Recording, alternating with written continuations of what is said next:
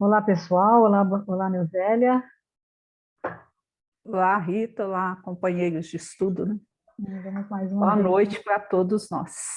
A gente só fala boa noite, boa tarde, bom dia, né? Porque o pessoal não sabe que hora que o pessoal vai assistir, mas tá bom. Nossa leitura inicial de hoje é do livro Doutrina e Aplicação, do capítulo 20, Segundo Pensar. Cada consciência é um centro gerador de forças no movimento universal, cuja direção depende de si mesmo. Pensar é criar. O destino recebe a forma que lhe impusermos, a maneira do vaso que exprime a imaginação do oleiro. A palavra vem depois da ideia. A ação é cimento invisível. A obra é pensamento coagulado. Renovar a mente no trabalho incessante do bem, cunhando valores positivos ao redor de nós mesmos, é estabelecer roteiros sempre novos para a vanguarda evolutiva. O espírito herdeiro divino do Supremo Senhor traz consigo todas as sementes do céu para engrandecer a terra.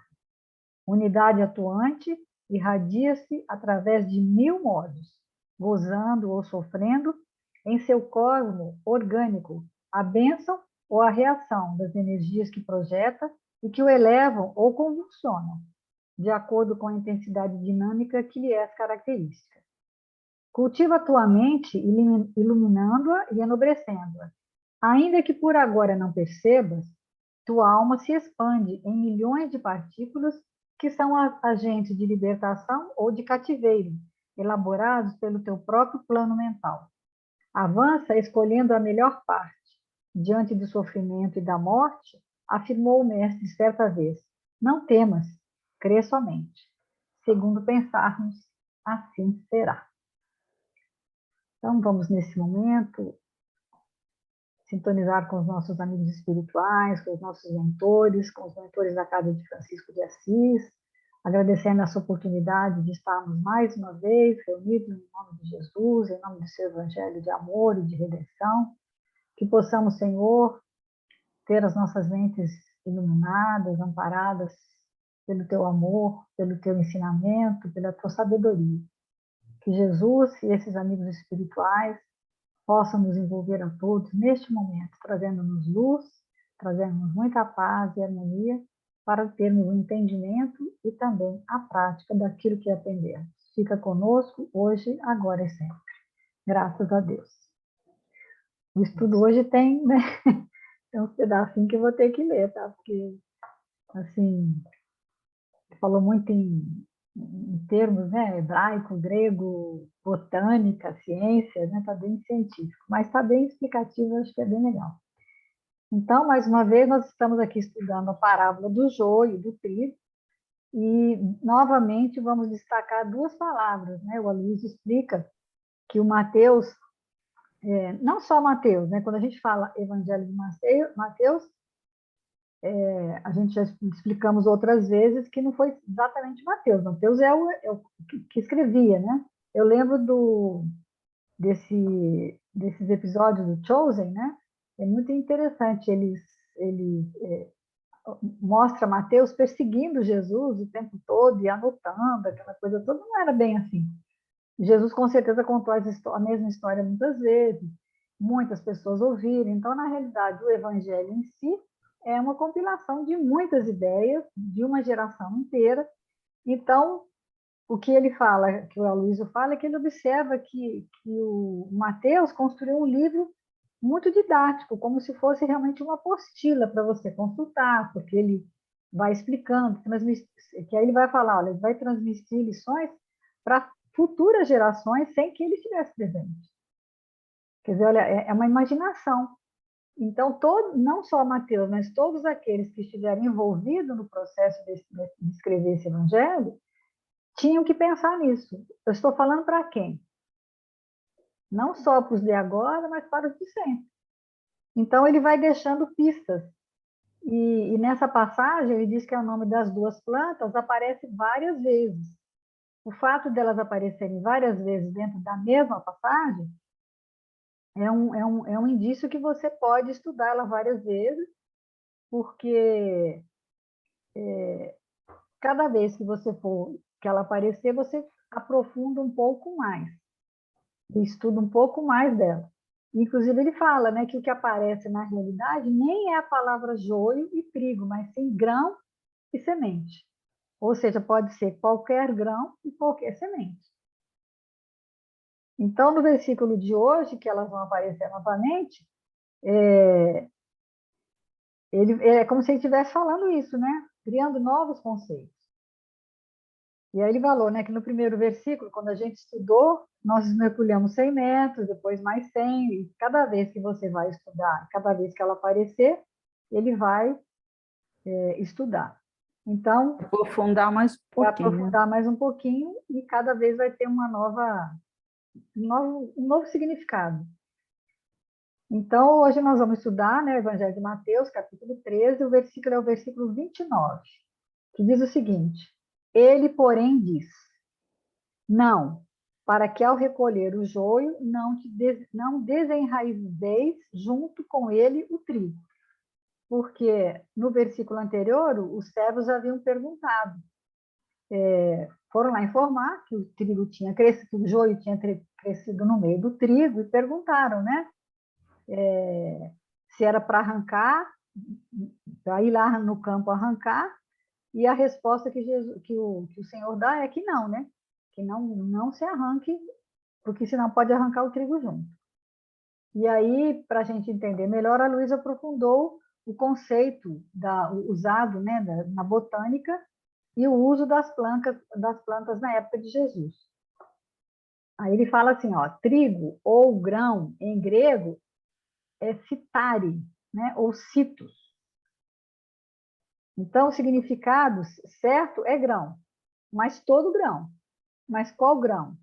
Grão que seja comestível, né? Que você tenha, que seja o grão bom, né? Que você pode comer, que vai ser nutritivo. E acabou ficando o trigo, porque, embora a palavra fosse grão, porque na época, né, na época que ele fala, lá em todo o Mediterrâneo Antigo, em toda a Antiguidade, esse era o grão que era mais usado, que fazia o pão, que tinha todo esse significado. Então, vai se referir, então, a esse grão em específico. E também porque Jesus faz menção na passagem, na festa das primícias, né, das oferendas, a primícia principal feita no templo era o trigo. Então, ficou assim, embora não fosse trigo, fosse grão, a palavra que aparecia, ficou subentendido que seria o trigo.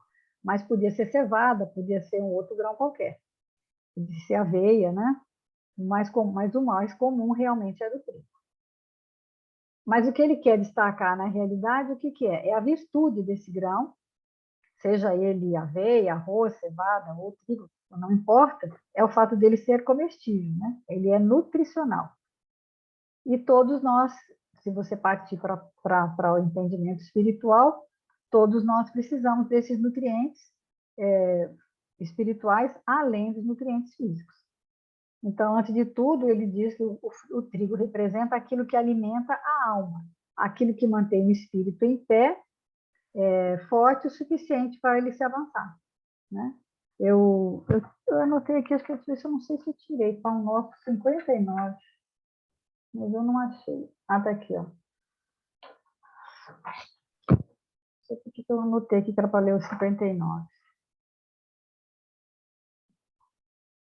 Aqui ele fala, se vós estiverdes em mim e as minhas palavras estiverem em vós, pedireis tudo o que quiserdes e vos será feito. Na oração dominical, Jesus ensina aos cooperadores a necessidade de observância plena dos desígnios do Pai. Sabia o mestre que a vontade humana é ainda muito frágil, e inúmeras lutas rodeiam a criatura até que aprenda a estabelecer a união com o divino. Apesar disso, a lição da prece foi sempre interpretada pela maioria dos crentes como recurso de fácil obtenção do amparo celestial. Muitos pedem determinados fatores, recitam maquinalmente as fórmulas verbais. Certamente não podem receber imediata satisfação aos caprichos próprios, porque no estado de queda ou de ignorância, o espírito necessita, antes de tudo, aprender a submeter-se aos desígnios divinos a seu respeito. Alcançaremos, porém, a época das orações integralmente atendidas. Atingiremos semelhante realização quando estivermos espiritualmente em Cristo. Então, quando quisermos, ser-nos afeito, porquanto teremos penetrado o justo sentido de cada coisa e a finalidade de cada circunstância. Estaremos habilitados a querer e a pedir em Jesus, e a vida se nos apresentará em suas verdadeiras características de infinita eternidade, renovação e beleza. Na condição de encarnados ou desencarnados, ainda estamos caminhando para o Mestre, a fim de que possamos experimentar a união gloriosa com seu amor. Até lá, trabalharemos e vigiaremos para compreender a vontade divina. Quer dizer, a gente precisa dessa nutrição. Nem sempre a gente sabe disso, né? Às vezes a gente não entende isso. É até o ditado popular que ele fala, né? Que ele falou: saco vazio não paga em pé. Isso a nível físico, né? Se a gente ficar sem alimentação. Agora, espiritualmente também falando, se a gente não está nutrido, a gente cai.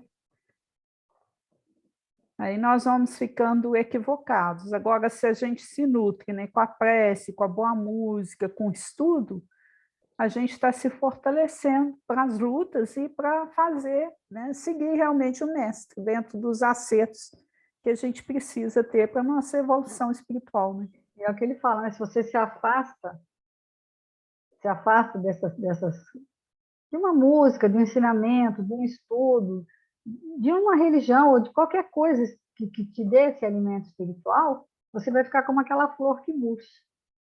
E a gente vê, né, tanta gente que tem uma vida tão assim voltada só para a matéria, que não tem, ou não acredita em nada, ou, ou até acredita, mas não dá importância, né? Eu acho assim que deve ter uma vida muito difícil, porque se aborrece à toa, não tem uma sustentação, né? Não existe, é bem a cara É por, de nutrição mesmo, né? é por isso que a depressão vai ser a doença, né, com um índice assustador nesse final dos tempos. Porque a pessoa não se nutre espiritualmente quando as dificuldades surgem.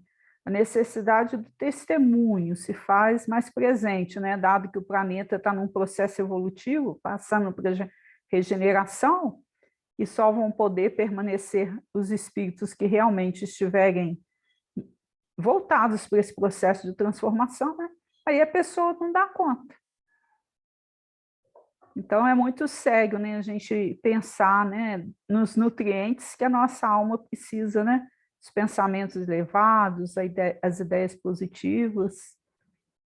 Isso tudo são fundamentais para a nossa evolução aí. Outro dia, eu acho que foi aquele, não sei se foi o Haroldo, uma dessas palestras que eu assisti nesse final de semana, no negócio da Páscoa, ou aquele rapaz e menino, que ele fala que desde que Deus disse, fez-se a luz se fez. Então, que se faça a luz. Então, nós somos parte dessa luz. E ela não se desfez mais. E aí, ao longo do procedimento todo, Jesus tem um planejamento para nós, né? Que Deus entregou, né, o planeta Terra para ele, e ele tem um planejamento que não adianta, você pode fazer o que for, você pode espernear o quanto você quiser, mas esse planejamento vai ser cumprido. O quanto que você vai espernear, é como se fosse, a gente vê como se fosse um GPS mesmo, né? Você tem um objetivo, que às vezes você até possa estar esquecido, ou pode estar menosprezando, mas o seu espírito no íntimo sabe qual que é ele, qual que é o seu objetivo, qual que é a sua missão. Todo espírito tem essa intuição de qual que é. E você pode demorar um pouco mais, você pode errar o caminho, mas tem o GPS que te faz voltar. Então, acho que está tudo planejado, entendeu? Para cada um de nós. Nós somos únicos. E um dia a gente vai chegar. Agora, a nossa rebeldia, ou a nossa revolta, ou a nossa displicência, ou essa negação a comer a se nutrir de tudo que nos é oferecido, é que vai fazer com que a gente sofra. Mas aí tem pessoas que nem sonham com isso. Então, mas a consciência está lá. Existe uma consciência, né, que ela grita, em algum momento ela vai gritar. É o único determinismo na lei divina, é o processo evolutivo. E aí, Rita, lembrando aqui que a gente escuta, né, falar a parábola do joio e do trigo.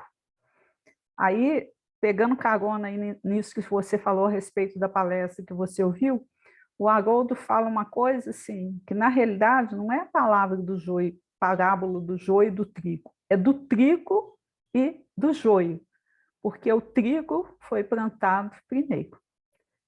Então, dentro do processo evolutivo, fez-se a luz. A luz, o que é? Está em nós. Né? Então, esse trigo já existe, essa Deus só presença plantou o na trigo, gente. Ele não plantou o joio. O joio fomos nós que A colocamos. questão do joio foi o nosso livre-arbítrio que deixou, né, que ele fosse semeado ali junto. Então, achei muito interessante quando ele fala assim, então é a parábola do trigo e do joio, porque Deus só plantou o trigo. Aí ele vai para o latim, né? Ele Que fala que assim, significa? os romanos chamavam o trigo de triticum, que é do latim. E a palavra trigo vai derivar dele. Essa palavra lembra a palavra triturar.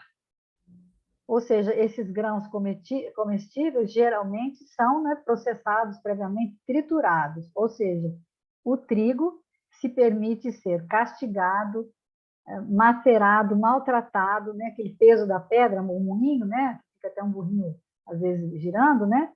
Então, não existe um bom sentimento, uma boa ideia nesse mundo que não sofra uma reação dolorosa, que não sofra do mal uma reação truculenta. Então, esse trigo que aceita ser maltratado, ele representa, acaba sendo essa boa ideia, mas que vai ser sempre atacada, né, pelo mal. E aí ele dá exemplo da queima dos livros espíritas, né? Quando Kardec ficou muito triste, porque os livros espíritas foram queimados, e os espíritos, tá, ele falou até que está lá em obras póstumas, falaram que ele fizesse tudo de novo, porque aquilo até ia ser uma propaganda.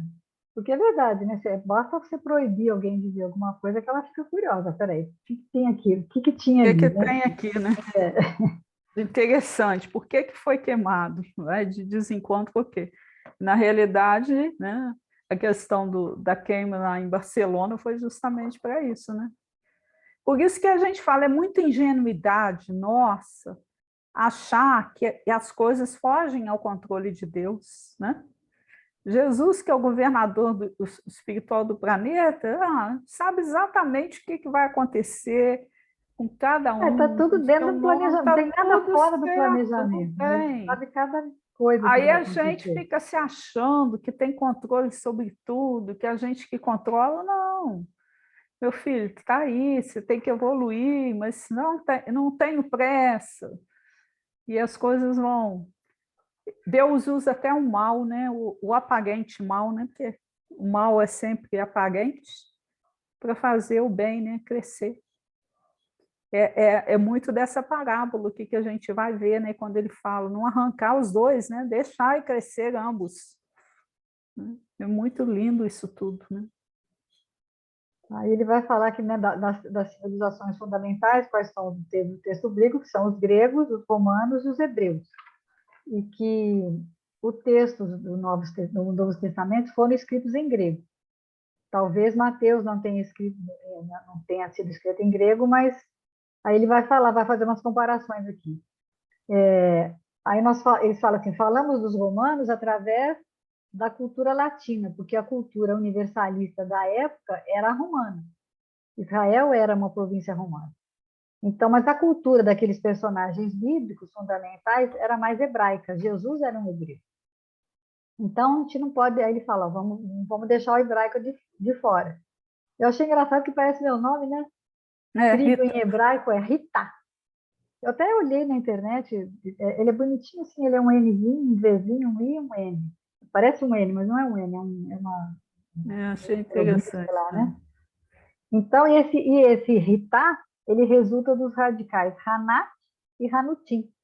Hanat é temperado e Hanutim é embalsamado.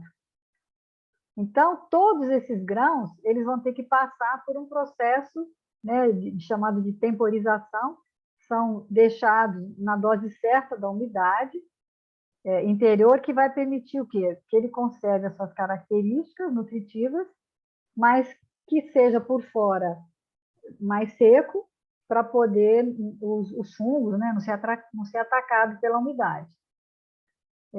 Eu lembrei que até hoje, na fábrica, nós trabalhamos com milho. E nós temos um aparelho de medir a umidade do milho, o milho tem uma umidade certa. Eu posso até devolver um milho se ele vier com a umidade, tem um número certo lá, um parâmetro, de tanto a tanto de umidade. Então, um milho bom, tem um milho bom que está dentro desse parâmetro, tem um milho que está muito seco que não serve, tem um milho que está muito úmido que também não serve. E a semente também, ela tem um período de dormência. A semente de capim que a gente... Não tenho beber água na garrafa, eu esqueci o copo lá. A semente de capim que a gente vende para plantar, quando ela vem no saco, ela tem um período de dormência e a gente não pode plantar. Ela tem o tempo certo dela, tá? Se você plantar nela fora da época, ela não nasce. Então, ele vai E é falar, né? justamente isso aqui mostrando para a gente o quanto que tem que existir o equilíbrio, né? Aí eu lembrei daquele livro, né? 7 motivos porque os cientistas creem em Deus, né? Então, que ele fala, né? Se a Lua estivesse alguns milímetros mais próxima da Terra, né? Ou mais afastada, que o desequilíbrio se tornaria presente, né? As marés ficariam mais altas, e em todas essas comparações que os cientistas vão fazendo, aí ele vai analisando a proximidade do Sol, a proximidade da Lua, a questão dos animais, né? Do gafanhoto, da alimentação dele, que ele injeta uma dose de veneno que não pode, que ele vai, a sua presa ali, ele pica, mas é um pouquinho veneno, porque tem que durar o tempo exato para ele se alimentar. Então, a gente vê, né, nessa temporização, nessa dose de umidade e secagem, a lei do equilíbrio presente, né, coordenando tudo na natureza, porque tudo que Deus criou é extremamente perfeito, como ele. Então, esse equilíbrio sempre existe, porque na hora, o que foge à lei de Deus?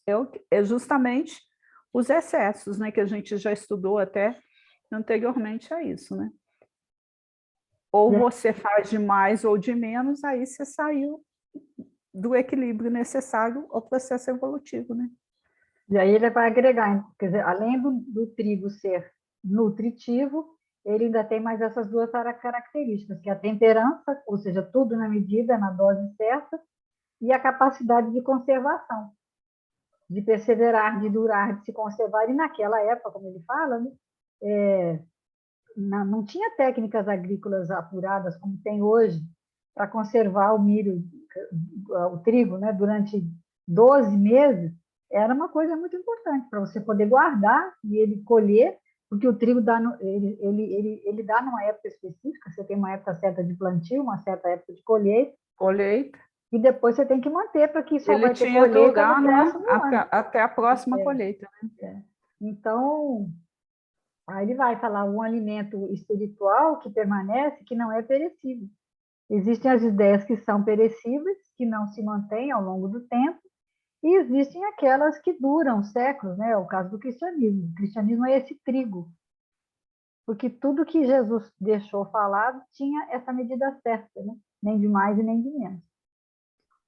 E aí ele fala, né, que toda ideia é boa quando possui essas características, né, do trigo, que é o nutrir, o ser capaz de se sacrificar, né, lá no moinho, ser triturado, né, a questão da temperança, né, e a Ele questão da fala conservação. o Hanat e o Hanutim, né?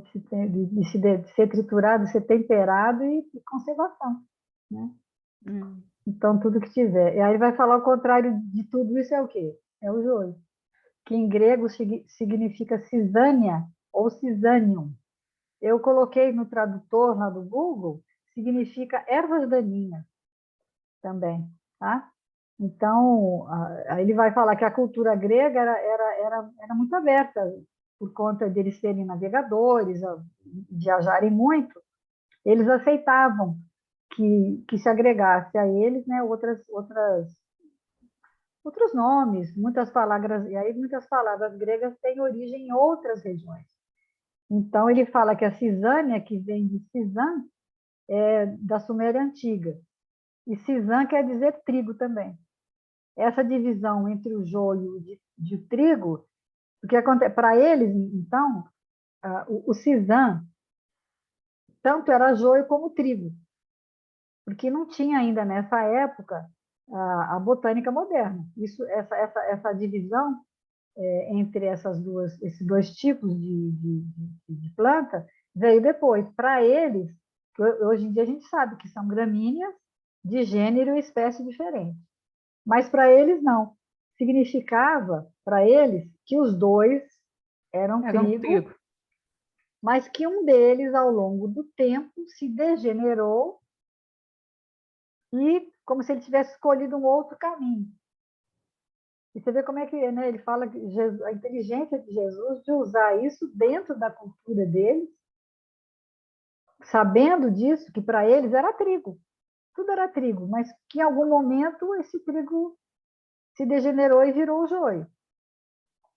Então, o zunim, né, o joio, para eles era trigo, que escolheu outro caminho. Está faltando som, Rita. Está faltando? Você esbarrou aí. Estou deixando ele aqui para poder não fazer barulho. Agora foi. Foi? Agora voltou. Ah, tá. Ou então é a internet. Pode ser. Está ligado aqui. Então, era essa ideia que eles tinham, né? Que a coisa era trigo e depois foi se degenerando. Mas hoje a gente sabe que são espécies diferentes. Mas na época de Jesus ninguém sabia disso.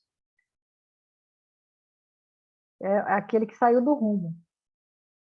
É. Aí Depois ele assim, vai para joio em hebraico, né? ainda vai falar do latim também.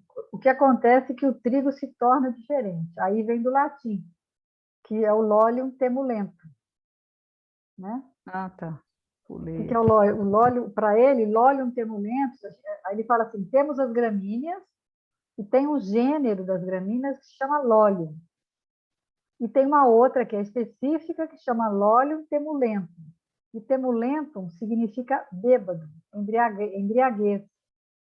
Então, esse lolium temulentum, que seria o joio, se ele for ingerido, ele vai dar todos os sintomas de uma embriaguez. Ele é É tóxico, ressaca, né? vai dar ressaca, inclusive. Achei interessante ele falar, né? Não sei se você sabe, mas a ressaca é um processo, né, de que você foi intoxicado pela bebida. A gente fala que bebida não é tóxico, né? Mas Eu né? achei interessante também quando ele fala isso. Uma pessoa, a ressaca a bebida é porque ela se intoxicou com o álcool. Então Jesus conseguiu organizar isso tudo de uma forma, né? Aí ele vai falar, por exemplo, vai lá num lugar, ouve um discurso, né, de alguém inflamado, e fica impregnada com aquilo, vê, né? Você como se você ficasse. As pessoas que saem de palestras, né, às vezes a gente vê muito, né? Nossa, que maravilha, sai maravilhado com aquilo, fica. Às vezes ouve alguma coisa até que sem muito critério, não usa o critério, e aí engole tudo que veio, e aí depois vai pensar bem, falando, não, pera, mas aquilo que ele falou não era bem isso, né? Tá meio esquisito. E aí você vai cair em si, vai te dar aquela ressaca. Mas aí ele vai falar no versículo, né, que o Senhor fala, ainda não desenraizei nenhuma nem outra. Só depois é que vai ser tirado os dois. Sem que venha o grão, não tem como fazer a diferença, né? Porque os grãos de Lolium temulentum, ou a cisânia, são escuros, e os grãos de trigo são dourados, o ritá, né, que eles chamam. Porque, inclusive, ritá também significa iluminado. Alguma coisa assim, eu andei olhando não Rita, mas até o significado de Rita também tem a ver com iluminação. Então, só quando a luminosidade do trigo surge, e aí, aí ele vai trazer para nós, se a gente conseguir verificar em nós mesmos os defeitos e os vícios, só quando brotou em nós alguma virtude. Se você não possuir algumas qualidades morais, não vai ter condição de avaliar defeitos. No campo do coração já tem que ter frutificado os dois. E é verdade, né? Porque a pessoa que só não percebe que tem alguma virtude, ela não enxerga os defeitos. Fica tudo misturado, né? E você não sabe o que é o quê. Então, a gente tem que, eu acho que se saturar, né, de uma situação para perceber o quanto que existe ali em você. Né? Eu lembrei de uma palestra desse menino também, do Victor Hugo, que ele fala da estrada de Damasco. E que ele diz o quê? Que a estrada de Damasco representa, primeiro, um esvaziamento. Quando Paulo chegou ali, ele se esvaziou de tudo, de orgulho, da soberba dele, ele tirou aquilo tudo, é um esvaziamento, você tem que tirar aquilo tudo. Para depois ter aí ele vai falar, aí depois vem um endividamento. Porque depois que você tirou tudo e você viu, né, as qualidades de Jesus, as questões positivas de Jesus, você vai ficar endividado em relação a isso, porque aí você vai ter que dividir com as pessoas, passar para frente, passar adiante. É esse endividamento com o outro, que é o significado que ele dá da estrada de Damasco. Então, ele vai dizer assim, ó, deixar nascer os dois, aí vai poder fazer a crítica. Quando você faz essa crítica, quando você entra num processo de crise, que aí você vai separar um do outro. E aí sim é que você vai poder tirar, né, essa raiz. E qual que é a raiz? A raiz é de onde parte a seiva, o nutriente, que vai alimentar os grãos, e a virtude de onde sairão todas as outras virtudes. E aí está a resposta, onde está a resposta de qual é essa virtude? Está lá no Livro dos Espíritos, não, no Evangelho segundo o Espiritismo, no capítulo item 11, né? Que é o capítulo é Bem-aventurados os pobres de espíritos, e vai falar do quê? Do orgulho e da humildade, que é a raiz, né? A raiz de toda virtude é o trigo seria a humildade, né? E o joio e o orgulho. Seria, né? o orgulho. E é a partir dessa humildade, por isso que é a primeira bem-aventurança, né? A primeira bem-aventurança é a dos humildes. Que daí vão partir as outras. E também do orgulho partem todos os vícios, todos os defeitos. Todos os outros. A humildade é a virtude muito esquecida entre vós. Bem poucos seguidos são os exemplos que dela se vos têm dado. Entretanto, sem humildade, podeis ser caridosos com o vosso próximo? Oh, não, pois que esse sentimento nivela os homens, dizendo-lhe que todos são irmãos, que se devem auxiliar mutuamente e os induz ao bem. Sem a humildade, apenas vos adornais de virtudes que não possuís, como se trouxesseis um vestuário para ocultar as deformidades do vosso corpo. Estão falando, né, o quanto que a gente... É uma virtude realmente esquecida, né? Eu fico imaginando que a gente o tempo todo, eu acho que a oração mais que todo mundo tem o hábito de fazer, né, é a questão do Pai Nosso, né? Mas tem um peso moral muito pequeno para nós, né? Porque quando a gente se coloca como Pai Nosso, a gente entende que o Pai é de todos nós, né? Mas ainda assim a gente se deixa levar pelo orgulho e passa a achar assim que Deus é o meu pai pronto a satisfazer as minhas vontades e o outro é o outro, né? Aí a gente estabelece um julgamento, né? Com uma ideia fixa, com defeito alheio, né? Aí eu achei Ele fala, né, interessante que ele ainda fala assim, né? a gente quer passar o campo, passar logo a máquina e zerar tudo, né? Joio, Zerar trigo tudo. nosso e dos outros, não só É dos outros. como você quisesse eliminar o carrapato de uma vaca, né? E matasse a vaca, né? Ainda deu esse exemplo, né? Que a gente esquece de ver as qualidades aí, né? Então é muito, nossa, muito sério, né? Ele exemplificou, né, que eu elogio uma palestra, mas eu não me elogio aquele invisível que me deu o bom dia, né? Que teve Como a gente tem aquela a atenção pelo que chama mais atenção, o que mais mais, atenção. mais esquece é aquele que está fazendo algum trabalho que às vezes é muito importante, né, para você. Não, e na realidade, todo o trabalho é importante, porque se for, a gente, a lei de cooperação que rege o universo. Então, se a gente não tivesse essas profissões que a mais às vezes são invisíveis para nós, né?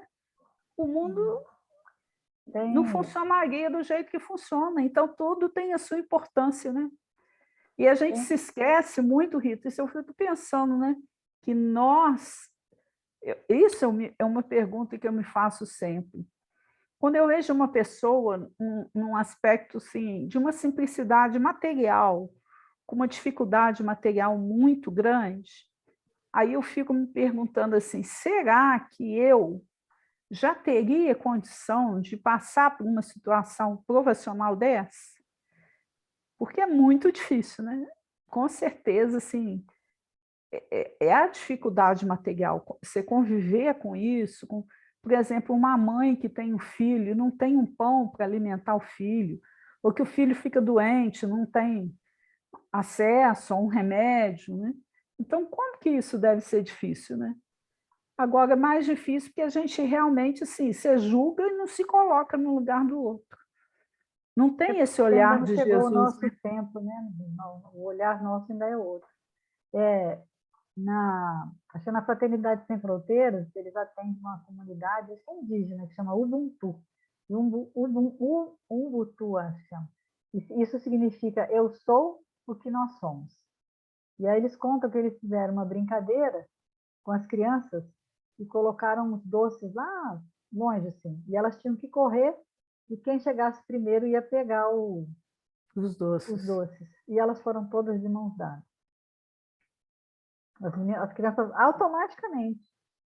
Ninguém falou. Elas deram as mãozinhas umas às outras e foram correndo. E aí todo mundo se serviu. Ninguém ficou sem comer. Porque é uma cultura dele. Que não é o que a gente tem e não é nem o que a gente ensina. Porque a gente está sempre fazendo as crianças competirem de alguma forma, ver quem vai ganhar, jogos. A cultura materialista é de disputa, de quem é melhor, de quem vai ganhar mais, de quem vai ficar mais rico. Então, até mesmo os jogos saudáveis tem um que ganha e um que perde. E neles, para eles, não tem isso.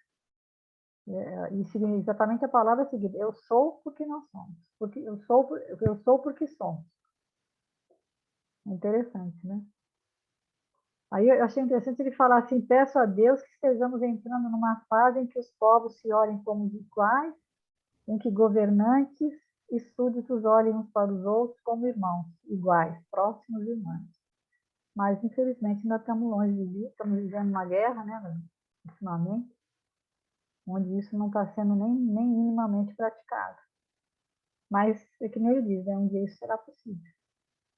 E aí ele fala, né, que o orgulho é o terrível adversário, isso está no Evangelho, né, da humildade. Eu acho que eu Erasto essa passagem dele, né? Pois então Deus vos distingue pelos corpos? O envoltório do pobre não é o mesmo que do rico? Terá o Criador feito duas espécies de homens? Tudo o que Deus faz é grande e sábio. Não lhe atribuais nunca as ideias que os vossos cérebros orgulhosos engendram. Muito bonito isso também, né? Porque a gente atribui os nossos sentimentos, né, a Deus. Então, na realidade, esses grandes equívocos não procedem do pai, né? Procedem do nós. É porque é o que ele Aí, fala, que a humildade é o reconhecimento da própria humanidade. E se você se reconhece humano, você tem que ser igual a todo mundo, que todo mundo é. sujeita a vícios, né? E a A virtudes tudo. e defeitos, né? E a gente tem que ter essa mentalidade, né? Eu preciso do outro, mas o outro também precisa de mim, né? E Com o joio certeza. é isso, ele tenta encobrir as próprias chagas, né? Mas falar mal dos outros para esconder a sua própria fragilidade. E como que às vezes a gente usa isso, né?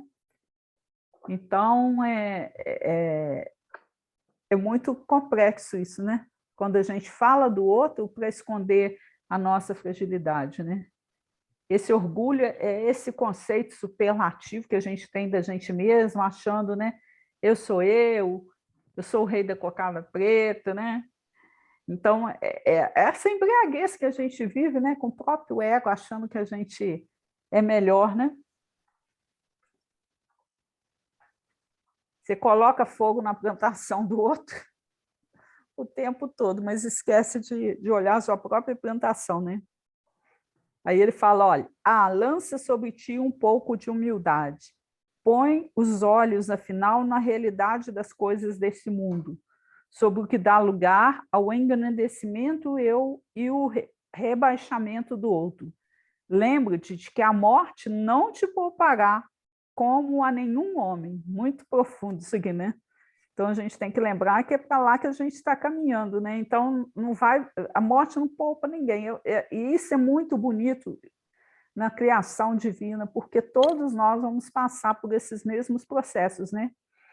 Que os teus títulos não te preservarão do seu golpe, que ela te poderá ferir amanhã, hoje, a qualquer hora.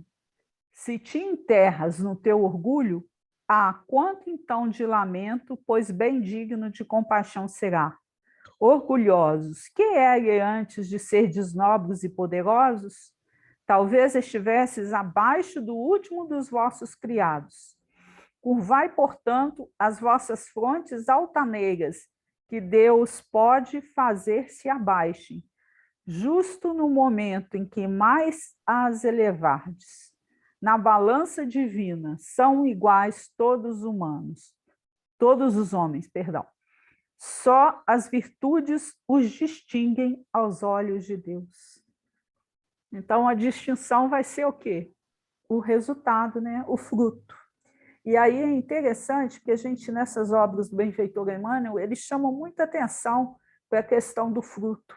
Porque, na realidade, o fruto ele vai gerar o alimento para o outro. Então, quanto mais eu trabalhar esse alimento para o outro, de nutrição para o outro, eu estou me nutrindo, né? Produzindo aquele fruto, mas eu estou ajudando na nutrição do outro. É muito grandioso isso, né?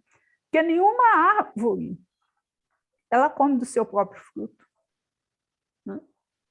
A bananeira produz a banana, mas quem come a banana? Então, esse sistema de cooperação e harmonização que existe no universo é grandioso demais. Eu interessei falar, se te enterras no teu orgulho, quanto então te lamento, pois bem digno de compaixão será. Ou seja, vai tudo para o fogo, ele fala, né? Vai tudo para o fogo.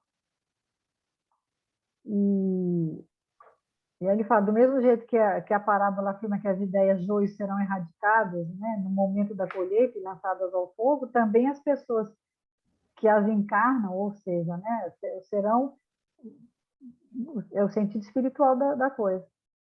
Pessoas serão retiradas da plantação de origem. Isso se chama o quê? Exílio. É o joio sendo retirado, né? Que para que um Vai conjunto de acontecer conosco, ideias né? sejam estipados da existência do planeta, né, será necessário que alguns conjuntos de espíritos sejam também para outro e para outros convívios planetários. Vai ser. Numa dessas palestras também, ele conta uma história de uma aldeia em que resolveram fazer um concurso para ver quem que seria o aldeão, né, o mais forte daquela aldeia. E aí veio o primeiro com uma força tamanha e cortou com o machado uma árvore. Aí veio o segundo, num tempo menor, cortou 2 árvores. E veio o terceiro, num tempo também assim mais rápido ainda, e cortou 3 árvores. E aí perguntaram para o sábio, qual deles é o mais forte? Aí o sábio respondeu para eles assim, nenhum. Aí ele foi lá, pegou um pedaço de um galho que havia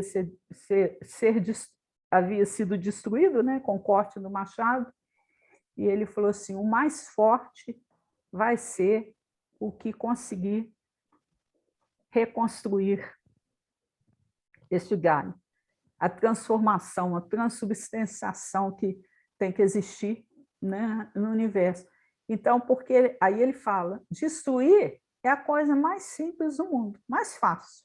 Você faz com uma rapidez. Agora, o poder de construção, de transformação, esse realmente que vai mostrar a sua fortaleza, né? Onde que está seu fruto, naquele poder de construir e construir para alimentar o outro.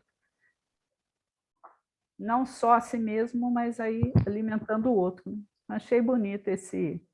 É engraçado como minhas aulas de evangelização, às vezes, quando vai chegando a hora da aula, que eu começo a estudar a aula, ela conversa com o nosso estudo. Então, esse capítulo 9 que nós vamos ler agora chama O Mensageiro do Amor. Está lá no Jesus no Lar. E aí, na reunião lá com Jesus, eles estavam falando dos sábios da terra. E aí Jesus vai contar uma história que quando o mundo erigava e estava em crise de ignorância, de perversidade, o poderoso mandou mensageiros da ciência para que eles levassem a mensagem da vida eterna.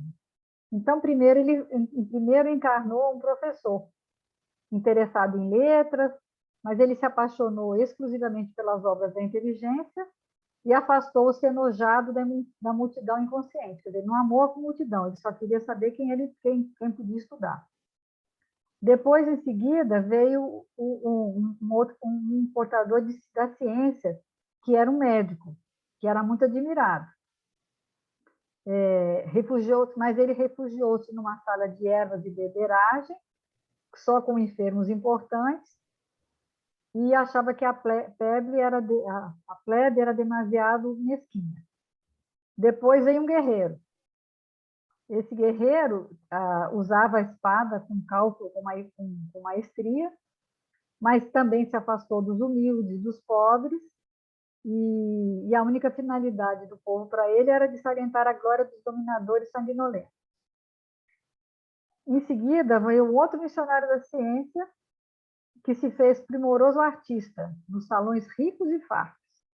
A música que embriagasse o prazer, só que ele achava que o populacho não lhe seduzia a sensibilidade, também não ligou.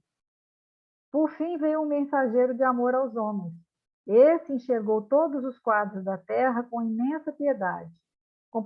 Compadeceu-se, olha só, do professor, do médico, do guerreiro e do artista.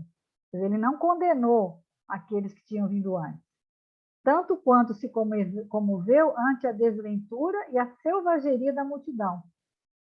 Decidido a trabalhar em nome de Deus, transformou-se no servo diligente de todos. Passou a agir em benefício geral, identificado com o povo que viera servir, sabia desculpar infinitamente e repetir 1000 vezes o mesmo esforço ou a mesma lição. Se era humilhado ou perseguido, buscava compreender na ofensa um desafio benéfico. Por amar sem reserva seus irmãos de luta, em muitas situações foi compelido a orar e pedir o socorro do céu. E aí termina aqui, fazendo-se o último de todos, conseguiu acender a luz da fé renovadora e de bondade pura no coração das criaturas terrestres. Cultura e santificação representam forças inseparáveis da glória espiritual.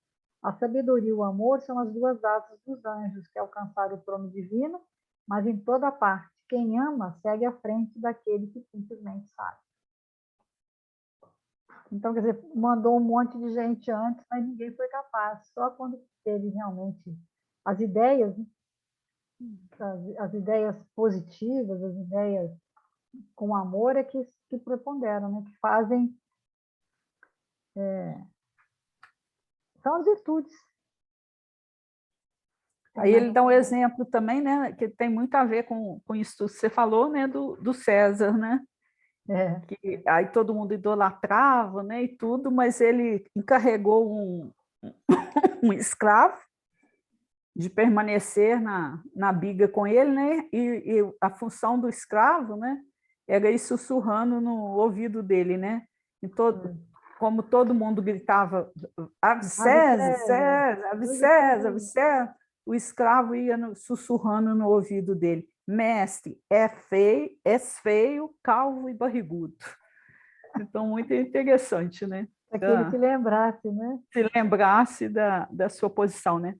No livro Vinha de Luz, tem uma passagem, chama Sementeiras e Ceifas, que fala assim, olha, plantaremos todos os dias, é da lei. Até os inativos e ociosos estão cultivando o joio da imprevidência. Então, você acha que aquele que não está fazendo nada, né? Ele não está plantando, né? A imprevidência, né? O joio da imprevidência. É necessário reconhecer, porém, que diariamente colheremos. Há vegetais que produzem no curso de breves semanas. Outros, no entanto, só revelam frutos na passagem laboriosa de muito tempo. Então, assim, a gente tem que lembrar que o tempo todo a gente está plantando e colhendo também. Algumas coisas a gente vai colher de imediato, né? Outras vão demorar. Igual assim, você planta alface, quanto tempo dá o alface? Se você plantar um pé de jabuticaba, vai demorar mais tempo, porque cada espécie tem as suas características, né? Mas a colheita, com certeza, é obrigatória, né? Então, falo, ó, em todas as épocas, a turba, somos nós, né? Que cria complicações de natureza material, acentuando o labirinto das reencarnações dolorosas, demorando-se nas dificuldades de decadência. Então, na maior parte das vezes, né, a gente está criando complicações dolorosas. E é da lei o que a gente faz? Que a gente tem que compreender, né, a necessidade da sementeira, da luz espiritual em si mesmos, e se desejas, pois, meu amigo, plantar na lavoura divina, foge ao velho sistema de semeaduras na corrupção e ceifas na decadência. Cultiva o bem para a vida eterna. Então, o tempo todo a gente planta, colhe, e a nossa responsabilidade, né, de... Vamos lembrar, né, o joio está aí. O trigo foi plantado, né? Cabe a nós a gente fazer, né? O que a gente vai deixar enraizar e o que a gente vai cuidar. É o que, Né? Para que cresça, voltando né? no estudo, lá é o nosso campo, né? O nosso campo mental, que interage com o outro, com os outros, o tempo todo. Aqui no livro Busca e Acharás fala assim, capítulo Vitória, ó. Não adianta vencer sem melhorarmos. O lugar em que você vive é o seu campo de ação. Os inimigos a vencer estão em nós mesmos. Os outros são sempre o público que nos segue. O seu setor de engajamento é o seu próprio trabalho. Comandos, ordenanças, companheiros e inspetores são os parentes e amigos. As suas armas eficientes e das mais importantes são o amor e a humildade, o conhecimento e a paciência. Ordens a observar, trabalhar e servir. O programa diário, amar ao próximo como a si mesmo. Sinal de promoção, dever cumprido. Marca da vitória, alegria interior com a bênção de Deus que nenhuma palavra no mundo consegue traduzir. Então, é uma questão de encadeamento mesmo. Nós vivemos dentro de um... Não podemos viver numa bolha, nós temos as nossas questões, mas está misturado ainda. Ainda tem joio, trigo, e você tem que, a todo tempo, estar detectando o que é um, o que é outro, para que você possa tirar com cuidado, né? Se for tirar, tem que ser muito cuidado. Na 107 do mesmo livro, né, o benfeitor Emmanuel fala o seguinte, ó, quando Jesus recomendou o crescimento simultâneo do joio e do trigo, não quis senão demonstrar a sublime tolerância celeste no quadro das experiências da vida. Então, ele sabia, né, que é a tolerância dele em relação a nós, né? Mas porque o otimismo do celeste semeador nunca perde a esperança na vitória final do bem. Então, o otimismo, né, de Jesus em relação a nós, do Pai em relação a nós, né, ele nunca vai perder a esperança no bem. Então, ele sabe que cada semente, né, tem o seu tempo próprio. Jesus manda aplicar processos defensivos com base na iluminação e na misericórdia. Então, não quer dizer também que você está lá o joio com trigo que você vai largar para lá, né? Você tem que saber que você tem que criar processos defensivos, isso, em você, né? O tempo e a bênção do Senhor agem devagarinho e os propósitos inferiores se transubstanciam.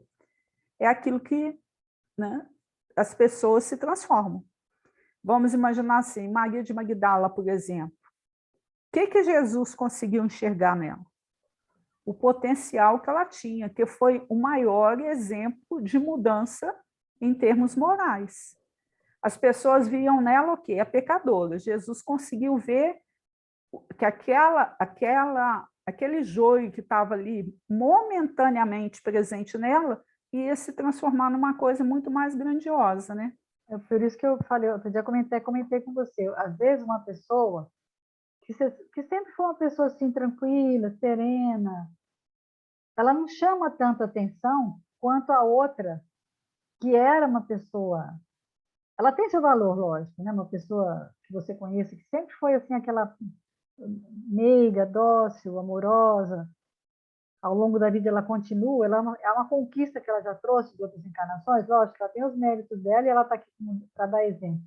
Mas aquela que era mais difícil, como Madalena, como Paulo, que se transformou através da mensagem, através do ensinamento de Cristo, essa chama mais atenção para nós, porque a gente vê a diferença, a gente vê a transformação dele, e é o Evangelho transformando. Isso que é interessante, né? Mas, como diz aqui, né, na balança divina são iguais todos os homens. Só as virtudes as distinguem aos olhos de Deus. Então, só as nossas virtudes vão dizer realmente se o que a gente faz, fala, pensa e vibra é joio ou trigo.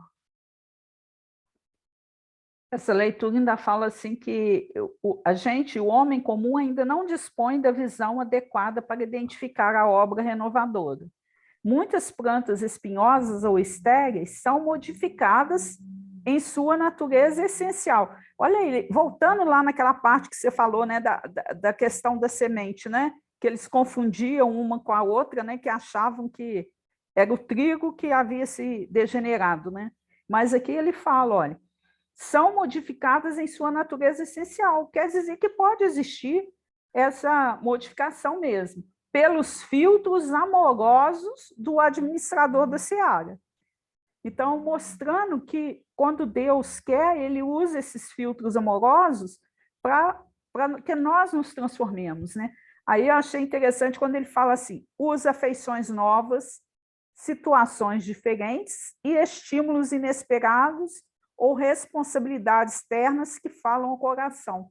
Por exemplo, às vezes é um nascimento, né, de um neto que faz a pessoa se modificar, uma situação nova que surge na vida dele, por exemplo, ele está perdido, vai ao centro, assiste uma palestra, aquela leitura toca ele, né, de uma maneira que ele se modifica, né? Então, ó, a colheita não é igual para todas as sementes da terra.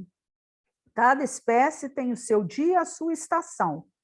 Eis porque, aparecendo o tempo justo de cada homem, de cada coletividade, exige-se a extinção do joio, quando os processos transformadores de Jesus foram recebidos em vão.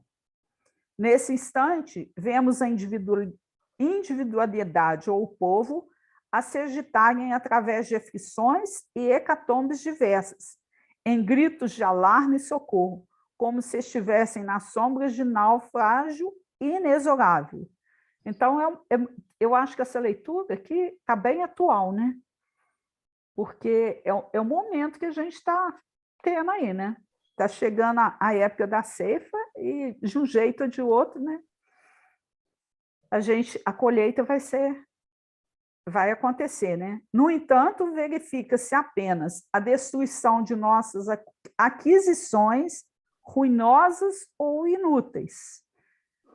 Destruição apenas do que é joio, gente, do que é ruim. Eu pensei, procurei muito essas palavras, útil, inútil, o que é útil, o que é inútil. A gente sabe o que é útil, o que é inútil, né? Estamos aprendendo, né? Devagar que a gente vai aumentando, né? O entendimento do que realmente é importante na vida da gente, né? E em vista do joio ser atado aos molhos, uma dor nunca vem sozinha. Então é isso, né, gente? Tá aí a nossa responsabilidade nas escolhas, né? É o pensamento também, né? Eu peguei aqui nas instruções psicofônicas, é bem grande, não vou ler tudo, só um pedacinho que fala do pensamento. É uma mensagem do Lourenço de Parado, que era um espiritualista, né? Mas ele está desencarnado, que ele vai falar da sintonia, do equilíbrio, da colaboração na nossa vida mental. Vou ler só um trecho mais para frente aqui, ó. Ele fala assim num momento aqui, ó. É preciso acordar para as realidades do mentalismo a fim de nos desembaraçarmos dos grilhões do pretérito, criando um amanhã que não seja reflexo condicionado de ontem. Aí ele fala aqui, ó, evoluímos no curso das correntes mentais, assim como os peixes se desenvolvem nas correntes marinhas. Refletimos, por isso, todas as inteligências que se afinam conosco no mesmo tom. Na alegria ou na dor, no equilíbrio ou no desequilíbrio, agimos com todos os espíritos encarnados ou desencarnados que em nossa vizinhança se nos agregam ao modo de sentir e de ser. Então ele fala assim, ó, saúde é o pensamento em harmonia com a lei de Deus. Doença é o processo de retificá-lo, corrigindo erros, abusos perpetrados por nós mesmos, ontem ou hoje, diante dela. Obsessão é a ideia fixa em situações deprimentes, provocando em nosso desfavor eflúvios enfermiços das almas que se fixaram nas mesmas situações. Então, quer dizer, olha, a matéria que nos obedece ao impulso mental é o conjunto das vidas inferiores que vibram e sentem a serviço das vidas superiores que vibram, sentem e pensam. O pensamento raciocinado é a maior conquista que já alcançamos na Terra. Procuremos, desse modo, aperfeiçoar a nossa mente, sublimá-la através do estudo, do trabalho que nos enobreçam a vida. Felicidade, pois, é o pensamento correto. Infortúnio é o pensamento deformado. O mundo novo que estamos aguardando é construção divina, mentalizada por Cristo na exaltação da humanidade. É o que a gente falou no começo. Quer dizer, esse mundo que nós esperamos é a construção já mentalizada pelo Cristo.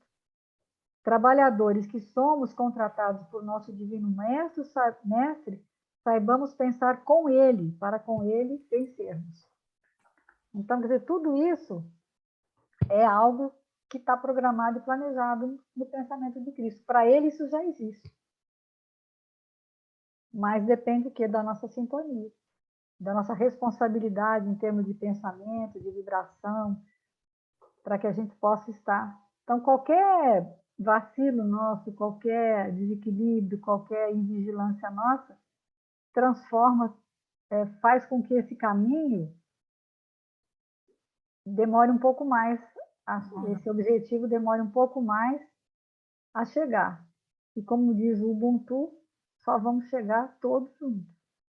Ninguém vai ficar para trás, né? Como diz o pessoal lá do portal da LPI, né? Do fortalecimento. Ninguém vai ficar para trás, todos irão. Então, tem que ir de mão dada, e uns com os outros. Não é isso? E o bonito da lei é isso, né? Não serve para existem todos. privilégios, né? Existe cooperação. Cooperação. Bom, eu vou pedir desculpa hoje, gente, porque tem hora que meu olho ficou piscando muito, porque eu estou com uma irritação aqui hoje. Eu Eu falei, estou vendo.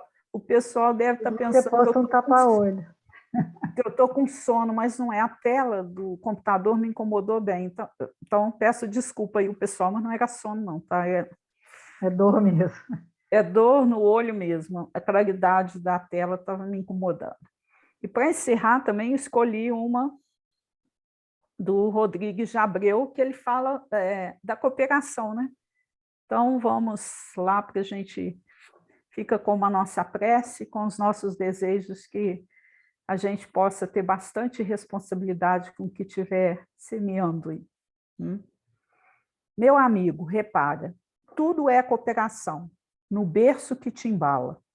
O sol conserva o mundo em seus braços de luz, e a terra guarda a vida com carinho extremado. A nuvem desce ao solo e espalha a chuva amiga. O chão abre-se em fontes que sustentam felizes o campo aberto em flor. O tronco viridente é, mais tarde, agasalho. A erva frágil de agora será repasto à mesa. A abelha pequenina é operária do mel. A simples gota d'água é bênção no deserto. A rocha guarda o vale, garantindo-lhe o bosque. O vale é a casa amiga de sementes e frutos. Em toda parte, tudo é concurso e bondade. Que fazes para o mundo no concerto das coisas? Que dás à natureza? Que ofereces de bom? Foge ao frio da inércia e ajuda sem cessar, porque o tempo que passa é o cobrador de Deus, e amanhã, sem tardança, dar-te-á com mãos cheias a resposta da vida àquilo que semeias.